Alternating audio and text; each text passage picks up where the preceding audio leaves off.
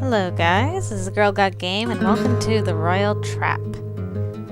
I know I said I was going to play some more Magical Diary, but I kind of need a little break from that. It's too soon after Grabby to do another guy over there. So I thought I'd play another game by Hanako. And it's not strictly a dating sim. There are dating options in this game. It's more of a visual novel though. So I am going to try and do all the happy romance options. Romance endings, rather. In the order that we find them, as per usual. Probably won't try to do all the endings unless you guys want to see it, of course. But anyway, I don't know what to expect, so let's just start. Oh, but let me just check my options first. Don't think we need the music quite that loud. Down a little bit too. Yeah, full screen, transitions, everything else looks okay. So, let's start the game and see what we find. Prologue, the presentation. Aw, so cute. Alright, looks like Oscar's gonna be our first guy to chase. Oscar's hair never behaves. He tried to grow it out 2 years ago, but he gave up long before reaching the adventurous man's ponytail he was hoping to achieve. Instead of gently bouncing waves, he got lank clumps that brushed his cheeks and made him fidget like a pup with fleas. In the end, it irritated him enough that he stole the shares while I was away and shaved his head near bald, at least in the places he could reach. Then he sulked when I showed him a mirror. We hid him from the public for months after that. Oh dear. Well, his hair looks nice now. But now his hair reflects his nature. Sweet, rumpled, and unruly. A clumsy little boy in the body of a young man. Aw. Do I look all right? You look fine, my lord. Why do you keep calling me that? You never did before. We've never been in a foreign palace before, my lord. It is important that we make a good impression on your potential bride. That means no making eyes at the royal chefs to get an extra pastry. You know your place, and I know mine. You must maintain dignity. Right up until I choke on my own foot like I always do. Well, when you're wedded, you'll have a wisdom to rely on. A wisdom? Only if I actually do find a princess willing to have me. Your wife could still be wise and wealthy, even if she isn't a king's wisdom. If I married you, I would have a wise wife. Ooh. And then you'd starve to death. Uh-oh. You are not allowed to try and make a silk purse out of me, just because you're afraid you won't impress Princess Cassidy. My lord. There, see, you were doing better for a moment. I can't do this alone, Maddie, and you can't give me proper advice if you're too busy bowing to keep your eyes open. I give in and stick my tongue out at him in a most undignified manner. There's my girl. Don't say that. People will get the wrong idea. Which wrong idea? Oh gosh. That we're something more than friends. Which we're not, and we never will be. We're totally gonna be more than friends. He's the first guy. I know. Help me with the belt. Yes, my lord. Prince Oscar of Wasendaware is something close to my best friend. He's also my employer, or the son of my employer, depending on how you look at it. More importantly, he is my responsibility, one that I will not fail. Okay, so I work for him. He's my prince, I guess. I was born Miss Madeleine Valois, daughter of a cadet? I think cadet. A daughter of a cadet branch of an insignificant noble house. To my misfortune, I was also born the second daughter, and as such, what little wealth and prestige remained in our line was settled upon my sister. There was simply not enough to divide between us and leave us any pretense of gentility. Thus, I was raised to be my sister's shadow, her replacement in case of disaster, and to have nothing of my own. I was taught to be silent and supportive, and never to disgrace my family by displaying my own desires. Oh, that's sad. If I had learned my lessons well enough, I might be there still. Instead, my greatest mistake became my only opportunity. Aw, this is us when we were kids? Oh, they're so cute! I was in the first rush of adolescence at the time, enjoying the freedom to run with longer legs. Something I would not personally know about. My family were attending court, making conversation with people far too important for the presence of a child who was heir to nothing. I was ordered to stay in our rooms, unseen and unheard, and wait patiently for their return. But I wanted a mid-afternoon snack, and I was tired of waiting. I came up with a plan that involved leading my governess on a false trail while I lifted the keys from a careless steward and wriggled my way into the palace cellars. Ooh, sounds quite daring. There, I discovered that I was not the first child to mount an expedition for sweets. A blond boy, his face streaked with tears, had managed to trap his hand between the planks of an old crate. Aww. It fell to me to calm him down and work out a plan to get him free, unharmed, and both of us out of there without being caught.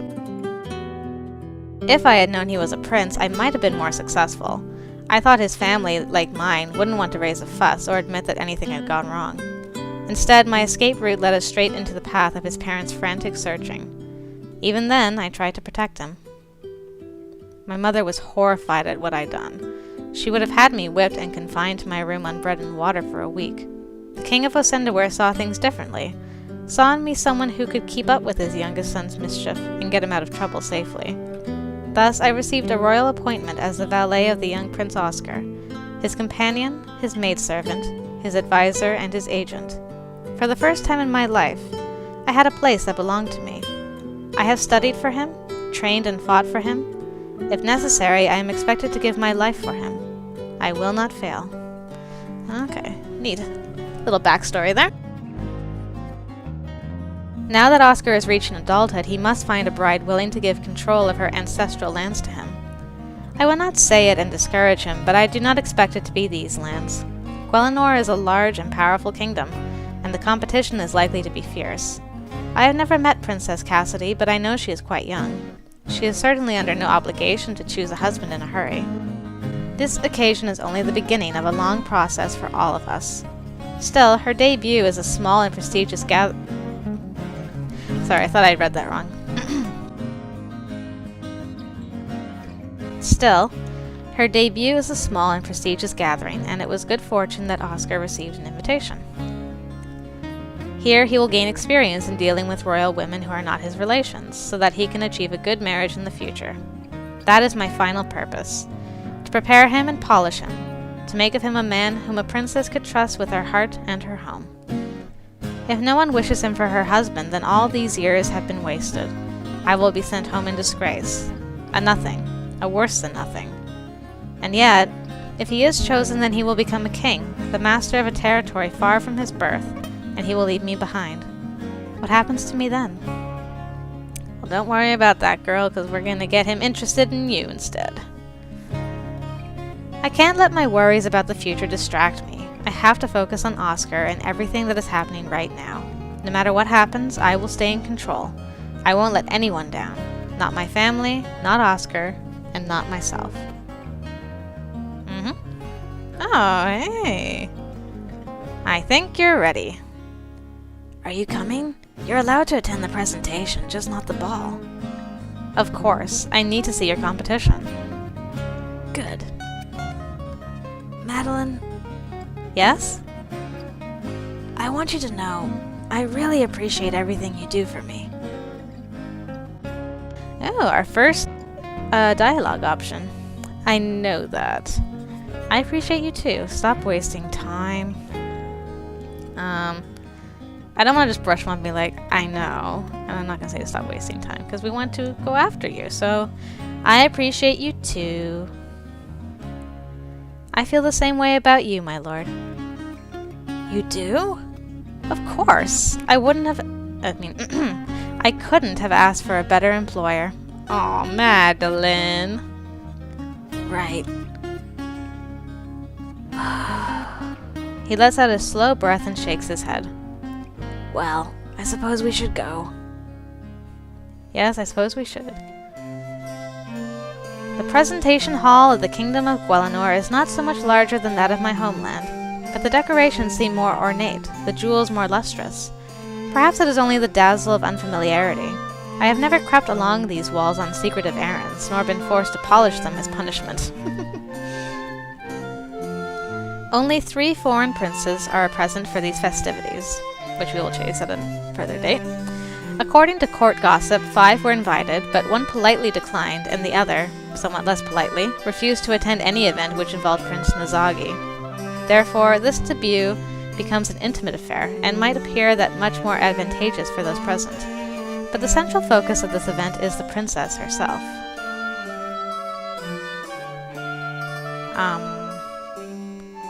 Is that a woman or man? Enlightened Highness, the Princess Cassidy. Oh my! Ooh, flowers! So pretty!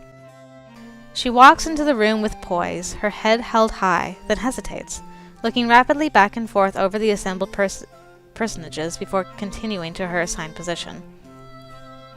She cannot acknowledge anyone here until they have been formally announced, of course, but no one could blame her for indulging in a moment's curiosity. Gwelinor's heir has been famously kept in a cloistered existence until now, out of fear for her health. She might never have seen so many strangers at once. As we are gathered in celebration of her anniversary, the princess must have been the barest blush of 18 years, younger even than Oscar. Yet her face holds more maturity than her years would allow. She looks closer to my age, some 2 or 3 years older. Determining a woman's age is always an inexact science, and a noble woman's more so. This is very true. In her youth, my mother was often mistaken for younger than she was, to her chagrin, and forced to disguise herself with pains and artifice to give the correct impression. This trait, like so much else, she did not pass to me. Now that the princess is in place, the guests can be announced. His Royal Highness, the Prince Gaston. Oh my! Such golden hair. Ooh. The Prince of Bardowin is a golden barrel of a man, his curls as gleaming as the buckles on his shoes in every conceivable place in between. So broad are his shoulders that I imagine, if startled, his mighty arms would tear right through his glittering wardrobe. I do not envy his tiring woman. With brisk strides he crosses the hall, stopping neatly at the minimum distance from the princess that propriety will permit, and sweeps a dramatic bow. Okay, this is number 2 guy. It is my greatest pleasure to be in the presence of such a rare flower as your highness. Thank you! In honor of your anniversary, I present you with this rare Tapuchian essence. May its scent bring you joy. He offers her a bottle of faceted dark glass, capped with gold, which he takes with interest. A perfume! What does it smell like? The servant beside her makes a quick chopping gesture with her hand. Nice. I shouldn't open that here. Thank you, Prince Gaston, and welcome to Gwelinor. She hands the bottle to an attendant, who sets it aside. Prince Gaston bows his head, then steps aside for the next presentation. His Royal Highness, the Prince Nazagi. Oh my. Kind of drifted from the bottom. The Prince of Azeneth is a slender, sharp-featured man attired in the finest silks, which glide soundlessly along the floor as he walks. His delicacy and refined appetites are well known, as are the rumors of his less appealing qualities. His is not a warm face. The narrow eyes, the elegant nose, the thin lips all seem crafted for expressions of cruelty. I am not a flighty scullion to believe everything I hear. I find it entirely likely that it is his appearance which gives rise to such tales, and not any actions the prince has taken. Still, I would be cautious if I found myself alone with him. Yeah, he looks kind of, shady. Approaching the princess, he bows with his hands at his sides. Gracious Highness, you do me much honor with your invitation. I only hope my humble gifts can convey my gratitude. He snaps his fingers, and a servant rushes forward to present the princess with bundles of blue and purple silk. Okay, first mistake, man. She's obviously a pink lady. Blue and purple. Oh, what am I gonna do with those? I guess she has some purple stitching on her dress, but she obviously loves pink. You are very kind, Prince Nazagi. Be welcome. Prince Nazagi bows a second time, then steps backward, retreating without ever turning his back on the princess. Well, he's very courteous, isn't he? And then it is our turn. His Royal Highness the Prince Oscar. Go, Oscar! He may not be the most elegant man in the room, but Oscar is a prince nonetheless. He walks with confidence, then presses his hand to his chest and bows with one foot sliding respectfully back. Your Highness, I thank you for granting me the opportunity to meet you and to convey my good wishes in person. I bring you the gift of a flower that will never fade. Ooh, her face lit up at that. He holds up a blue velvet presentation box containing a brooch in the shape of a rose, its petals encrusted with jewels. Ooh, no wonder her face lit up. It's lovely, thank you! She seems honestly pleased, and his answering grin is equally sincere. Had he stopped there, he would have left an excellent impression. Oh no, what is he gonna do?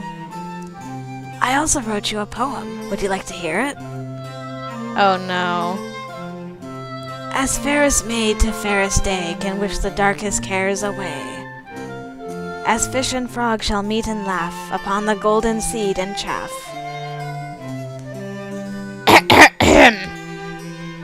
The servant behind the princess clears her throat audibly. Perhaps you could tell it to me later. I mustn't keep everyone waiting. Oh, right. Well, joyeux anniversary. I have no idea if that's how you pronounce it. I don't speak French. So I apologize for my butchering of the French language. And feel free to correct my pronunciation. With a parting bow, Oscar backs away, and thus the presentation of the three princes is concluded. Oh, hello. There is, however, a fourth prince in the palace. He is Prince Callum, the youngest living son of the King of Guelinor, and still a bachelor. He's going to be down on our list, unfortunately. He looks very interesting. The sour expression on his face does him no favors. I wonder if he looks that way all the time, or if it's the presence of his competitors that curdles his stomach. Some men are like that. All princes are his competition. Not for Princess Cassidy, of course, but for any other heir he might hope to win. Any prince can marry a princess if she chooses him. Birth order makes no difference. A man rises or falls by his charms and his ambition. Oh, interesting. This is kind of like a reverse of the sexes. So the women have the power and the influence, and the men have to parade, basically, to try and gain their favor and win advantageous marriages for themselves to elevate their position in life. Interesting. Charm has to be Oscar's strength, because ambition never was. I suppose that's my fault. It was hard to teach him to want more when life seemed so happy as it was. The servant beside Princess Cassidy rings a silver handbell. At that delicate tone, Princess Cassidy clasps her hands together and smiles at us all. In the name of my mother, wise Paloma, I bid you all welcome to Guelinor. May your visits be filled with joy. With those words, she withdraws from our company. And I feel like I butchered her voice so badly. Like it's just all over the place, and I'm so sorry. It's my voice from being sick. It's still not completely recovered. Formal dinner will begin in 1 hour. At your convenience, please assemble in the drawing room for aperitifs, appetizers. Yes. That invitation is extended to the assembled dignitaries, of course, and does not include attendants such as myself. We will feed upon the leavings of the feast, while they and the local nobility are at the ball.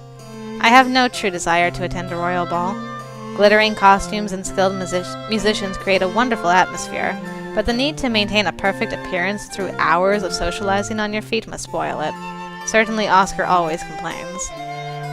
I expect we servants have far more fun spying on the activities of our masters.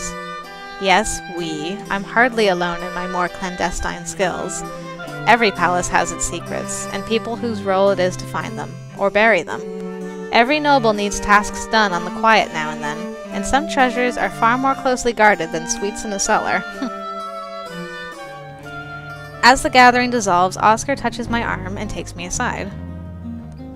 Well, what do you think? Did she like me? She appears to like everyone. Be serious. In terms of gifts, she clearly had more interest in the jewelry and the perfume than in the silk. But what did she think of me? That you're young and impetuous and don't know when to stop talking, I expect, and that your poetry is terrible. Oh, it wasn't that bad. No, that's what you think. That's what everyone thinks, because it's true. So you think she doesn't like me? I didn't say that. She's new at this too. She's young, she's lonely, and her manners aren't perfectly polished. You should talk to her tonight. You might make good friends. Right, the ball. There's something I should tell you. You changed your mind about the shoes? No, the shoes are fine. It's in my valise? I don't know. In my thing, there's a red scroll case. There's a letter inside it. The letter is for you. What? Why would he be carrying a letter from me? Who would it be from? I don't have any other close connections. Oh my goodness, it's obviously from him. My family? They see me once a year to ensure I haven't lost my position or disgraced my upbringing. And other than that, they barely seem to remember that I exist. I can't see them sending me praises or asking for favors. What if some ill fate did befall my sister? What if they want me to give up my place and go back to them as if nothing had ever happened? I'd have to go. It's my duty. But don't look so worried. That's easy for him to say. Just read it, alright? Actually, now that he mentions it, he looks very worried. It's totally like a confession letter, isn't it, from him? He wants my reassurance, so I'd better give it to him. After all, this could be nothing, and I don't want to distract him from his performance tonight. All right. Good. I'll see you later tonight. Now he's the one looking worried, that's what I'm saying. Relax, you're doing fine. Go and have a good time. But not too good, right? Try not to cause an international incident. My lord. There's no use trying to sound formal when you're scolding me. Yes, my lord. Now that's no fun. No, my lord. He sighs and shakes his head. All right, I'm going. I don't answer him, but merely nod my head. At last, he turns away to follow the others. I'm on my own. Let's go read that letter. I took a roundabout route back to our assigned quarters, scouting my environment while never straying far enough out of bounds to attract attention. I wasn't looking for anything in particular. It's simply a habit. Learn your way around when you don't need to, so that the knowledge is there when it becomes useful. It's only a coincidence that it allows me to put off reading the letter, right? I can almost make myself believe that. Oscar told me not to worry, which in itself probably means that I should. If he can say such a thing, he must know what the letter is. Not my family summoning me home. If he knew something like that, he would have wanted to talk about it earlier, I'm sure. He wouldn't keep that hidden. Perhaps it's not from my family, but from his? A secret assignment to be performed in Gwillinor? I still think it's a love letter confession. Ah well, quickest begun is soonest done. I open the valise and carefully lift out folded items of clothing until I discover the cylinder of red leather. It has a more solid heft than I expected. Either the leather is very thick indeed, or there is something more than a letter inside. I unbuckle the cap and shake out an unsealed roll of parchment and a little blue velvet box. What is this? Is he proposing? Ooh, that's awkward. Come to woo a princess and proposing to another girl. Aww. I opened the box to find another piece of jewelry, though a far cry from the sparkling fantasy offered to Princess Cassidy. It's a pendant, a polished stone wrapped in wire, its color a warm honey gold speckled with light. But why is it here? Oh gosh, I'm so thick, aren't I? I suppose I ought to read the letter. My dearest Maddie, I've been wanting to tell you how I feel, but every time I try, you turn me aside or laugh it away. I would write you a poem, but I know you hate my poetry, so I'll just say it simply. I love you. I know that you can never return my affections. You still think of me as that child with his hand caught in a cookie jar, a little boy who didn't even come up to your chin. I get older, but so do you, and I can't ever catch up. I'm telling you this because it's true, and not because I expect you to do anything about it. That's why I'm writing it down instead of telling you in person. I don't want to embarrass you or make you have to answer. I would never want you to pretend to love me. All I want is for you to know how I feel. Please wear my token to show that you understand, and I will never mention it again. I want to know that you know and that you don't hate me. That's all. You want me to be a good prince and win a royal bride, so I'll do it. But I'm doing it for you. Yours, Oscar. The letter goes blurry as my eyes sting with moisture. Oh, Oscar, do you really think it's just because you're younger than I am? He's a prince, the son of a king. He's been raised in luxury and trained to govern and inspire. I am a servant with no land, no fortune, no inheritance at all. What would he have if he married me? Whatever gift his family saw fit to hand out if they didn't disown him on the spot, and then nothing. My employment would by necessity be terminated, and we would be turned out into the town to support ourselves. A fool's paradise soon crumbled to dust. What would we do? Neither he nor I have ever been trained in a profession.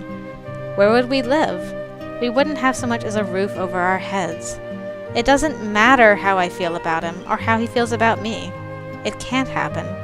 I wouldn't do that to him. We're totally gonna do it. He's wrong to think I didn't know. Of course I knew. All the more reason for me to keep my own emotions under control. Practically from my cradle, I was trained in self-control. My emotions, my reactions, even my face.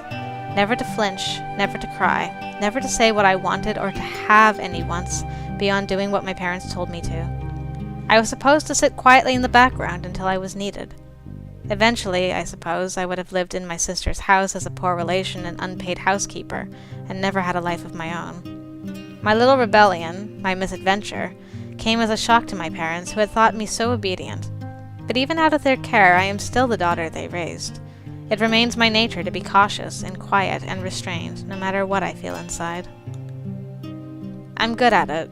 Sometimes so good that I don't even know my own feelings anymore. Except with Oscar. He makes me laugh.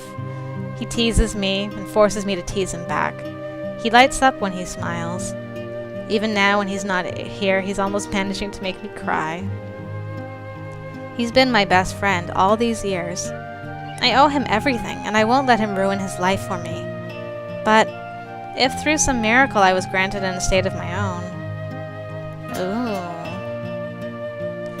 Ooh. Well, we do want to go for him, so I guess we should consider it, shouldn't we? Then, perhaps... Oscar and I have been together so long. I don't know what I would do without him. He is sometimes clumsy and foolish, yes, but with a heart like a star. Always optimistic, always dreaming, always kind. And sometimes I imagine... No, he's a prince. He's allowed to be a dreamer. I can't afford to waste my time thinking about what might have been. I don't want to lose him, but I have no choice. Falling in love would only bring disaster. Sounds like we've already fallen. Whatever my feelings, I must harden my heart against him. No, don't do it. At least he's had the sense to avoid the indignity of a scene. He claims this letter ends the matter with no reply necessary. If we never speak of this again, he can believe whatever comforts him most. That's what matters, after all. His comfort. His future. But if this necklace is a love token, wearing it openly might give him false hope, or raise questions from others. It would not benefit his chances with the princess to have me seen as his paramour. Yeah, we're definitely wearing that beautiful necklace. The only thing that Oscar asked for was a sign that I knew and accepted his feelings. Not that I shared them. How can I deny him that? I fastened the clasp of the chain behind my neck and let the smooth, cold stone settle against my chest. It's just a little trinket after all. No one but Oscar will even notice.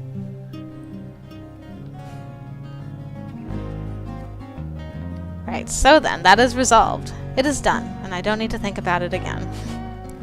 But then what should I think about? I'm at a loose end. I have no assignments or tasks to perform. I can't help Oscar in any way until he returns in the evening, and the servants' dinner will not be available for hours yet. With no goal in mind, there's nothing to be gained at the moment by exploring, and thus no balance to the risk of being caught somewhere I shouldn't be. In Ascend-Aware, I would have many options available for any windfall of free time, but there are limits to how one should amuse oneself in a foreign palace. Mending if it were needed. Reading. Cards?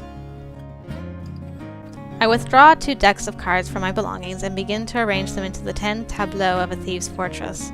It is a difficult game, requiring patience and skill. Extracting kings and wisdoms from a solid castle should never be an easy task. As for the lesser royals, they sometimes extract themselves. Oscar must have dodged all of his minders in order to buy that token without raising questions.